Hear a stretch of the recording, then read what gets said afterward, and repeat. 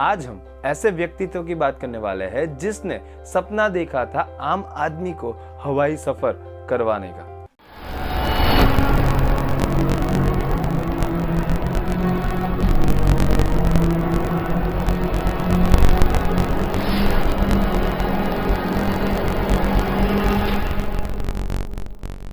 हाय, मैं चिराग परमार आप सबका स्वागत करता हूं मेरी चैनल कारवेशन में। आज हम डेक्कन एयरलाइंस के संस्थापक जी.आर. गोपीनाथ की बात करने वाले हैं।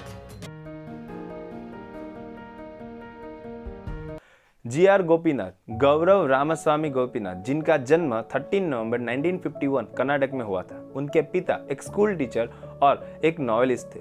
उनकी बचपन की पढ़ाई लोकल एरिया में हुई। उसके बाद वे सैनिक स्कूल में पढ़ने के लिए चले गए। वहां उन्होंने एनडीए की एग्जाम क्रैक की और एनडीए में आगे की पढ़ाई की और उसके बाद वो आर्मी में एज अ कैप्टन की पोस्ट में उनकी पोस्टिंग हुई। जी.आर. गोपीनाथ ने 1971 बांग्लादेश लिबरेशन वॉर में भाग लिया था। उसके बाद उन्होंने 8 साल की सर्विस के बाद अर्लियर रिटायरमेंट ले ली। तब उनकी उम्र थी 28 साल। आर्मी में रिटायरमेंट लेने के बाद वे फार्मिंग कर रहे थे और फार्मिंग में भी कुछ ऐसी नई चीजें ट्राई कर रहे थे। इसकी वजह से उनको 1996 में रोलेक्स लॉरेंट अवार्ड से नवाजा गया और तभी उनके पास रॉयल एनफील्ड की डीलरशिप भी थी और उन्होंने एक होटल भी स्टार्ट किया था। वो बिजनेस में अपना दिमाग अच्छी तरह से लगा रहे थे। 1995 में भारत सरकार हवाई सफर को बढ़ावा दे रहा था। तभी जी.आर. गोपीनाथ और उनके मित्र के.जे. सैमुअल ने साथ मिलकर इस क्षेत्र में आगे बढ़ने का सोचा। इसकी वजह से 1997 में उन्होंने कमर्शियल हेलीकॉप्टर सर्विस शुरू की और उनका हेडक्वार्टर था बेंगलुरु।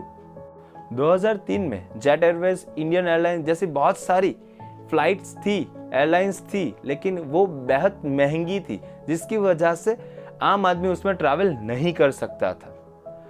गोपीनाथ ने सोचा कि आम आदमी को कैसे ट्रैवल करवाए, सभी लोग इसमें ट्रैवल करना चाहिए, जिसकी वजह से उन्होंने सोचा लो बजट एयरलाइंस का और उन्होंने एयर डेक्कन की स्थापना की 2003 में। एयर डेक्कन इतनी सस्ती क्यों थी? क्योंकि उन्होंने फ्री फूड सर्विस हटा दी। उसके बाद इकोनॉमी और बिजनेस क्लास जैसे कंपार्टमेंट हटा के एक ही कंपार्टमेंट कर दिया, जिसकी वजह से बहुत सारे लोग एक साथ ट्रैवल कर सकते थे। और उन्होंने बहुत सारे और मेजर्स पे भी ध्यान दिए, जिसकी वजह से एयर टिकट के दाम बहुत कम हो गए और उसका फायदा आम लोगों को हुआ और बहुत सारे आम आदमी उसमें ट्रैवल कर पाए। अब तक सब कुछ ठीक चल रहा था, लेकिन एयर डेक्कन की सक्सेस देख के बहुत सारे एयरलाइंस ने भी ऐसी चीज अपनाई, नई चीज अपनाई और उन्होंने भी अपनी टिकट के दाम कम कर दिए। जैसे कि इंडिगो एयरवेज जैसी बहुत सारी एयरवेज आ चुकी थी, जिसकी वजह से एयर डेक्कन को बहुत बड़ी कंपटीशन मिल रही थी। 2007 तक उनकी शेयर प्राइस गिर चुकी थी। अब इन्वेस्टर चाहते थे कि एयर डेक्कन को बेच दिया जाए, क्योंकि 2007 तक इन 4 सालों में बहुत सारी फ्लाइट खरीदी गई थी, बहुत बड़ा स्टाफ था। अब खर्चा ज्यादा था और प्रॉफिट कम था कंपटीशन की वजह से। लेकिन गोपीनाथ जानते थे कि ये एयरलाइंस वापस प्रॉफिटेबल बनेगी, लेकिन बोर्ड ऑफ डायरेक्टर और इन्वेस्टर नहीं चाहते थे कि ये अब उनको आगे कंटिन्यू करें, जिसकी वजह से इस एयरलाइंस को किंगफिशर को बेच दिया गया 2007 में।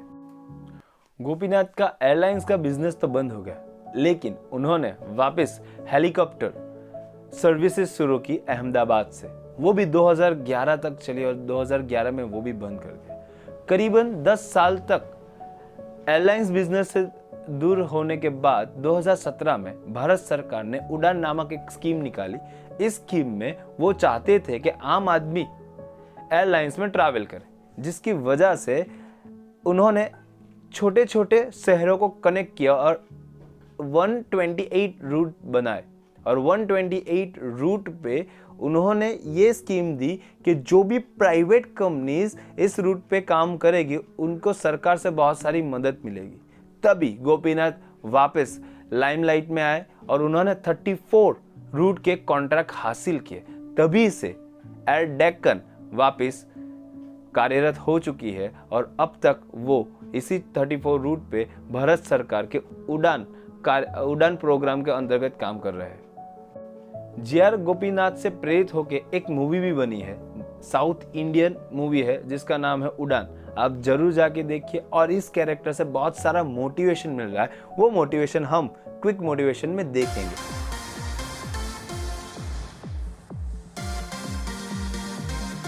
Quick motivation from this character G.R.. Gopinath. पहला विजन, उनका विजन था कि आम आदमी भी हवाई यात्रा करे, जिसकी वजह से उन्होंने लो कॉस्ट एयरलाइंस की शुरुआत की। दूसरा, स्टे पॉजिटिव, वो पॉजिटिव रहे। जब उनकी कंपनी घाटे में जा रही थी तब एक ही बंदा पॉजिटिव था, वो था जी.आर.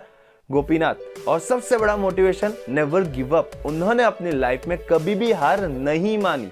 एयर डेक्कन और एयर एविएशन बंद होने के बाद उन्होंने ये सपना नहीं छोड़ा कि आम आदमी को हवाई सफर करवाना है।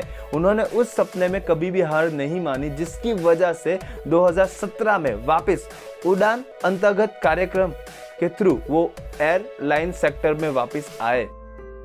ऐसे कई सारे कैरेक्टर जानने के लिए बने रहे, जुड़े रहे हमारी चैनल के साथ, जिसमें हम कैरेक्टर प्लस मोटिवेशन की बात करते हैं। तो प्लीज लाइक, शेयर, सब्सक्राइब और कमेंट करना ना भूलें।